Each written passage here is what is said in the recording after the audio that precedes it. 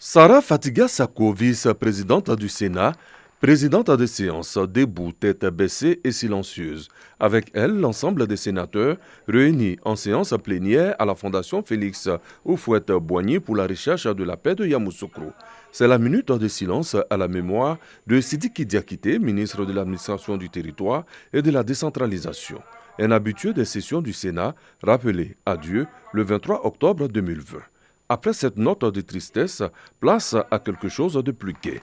Un standing ovation à l'honneur du président de la République Alassane Ouattara pour sa réélection à la tête de l'exécutif ivoirien. Vous l'aurez compris, c'est la rentrée des classes au Sénat après l'élection présidentielle du 31 octobre 2020.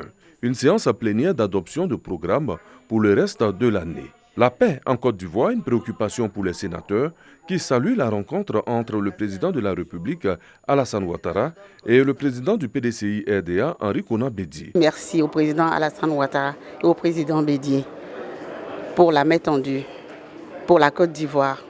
Ce qu'ils ont fait démontre qu'il n'y a que le dialogue et la paix.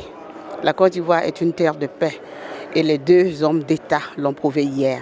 Notre souhait, c'est que ces deux leaders et les autres, bien sûr opposants, s'entendent pour que la Côte d'Ivoire avance. Yamoussoukro, que je connais, j'ai eu à pleurer longtemps parce que Houphouët n'a jamais voulu qu'une goutte de sang soit versée sur son sol et a fortiori son village. Bon, c'est un souvenir triste, mais c'est passé. Je ne souhaite plus que cela recommence. Nous au Sénat, nous sommes les sages. Donc vous savez, sage rime avec la paix.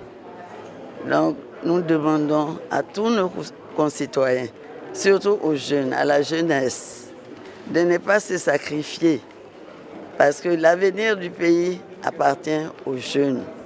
Donc nous leur demandons de faire la paix. C'est le pays de Félix Houphouët-Boigny, la paix. Le programme de fin d'année du Sénat sera dominé par le vote du budget 2021 de l'État de Côte d'Ivoire. Le ministre du Budget et du portefeuille de l'État, Moussa Sanogo, sera à la manœuvre.